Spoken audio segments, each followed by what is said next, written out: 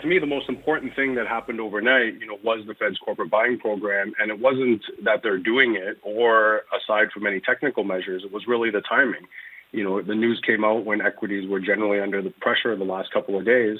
And again, the Fed is being viewed as putting a floor under risk assets. So, this does help reduce the downside tail risk that market stress did emerge again. And this is, something that's been helping the euro and Aussie recover from the technical correction they had over the past week.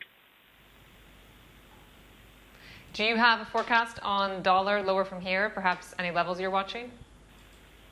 Well, for a while, we thought the euro could creep up to 114, so we're not that far away necessarily. Aussie closer to 70 cents and the British pound closer to 130.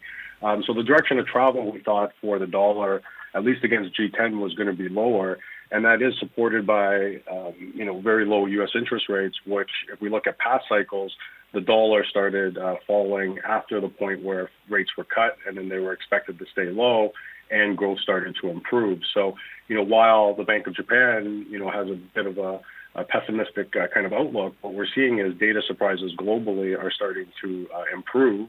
And as lockdowns get eased, growth should start to look a little bit better. And that should at least support the dollar coming down a little bit.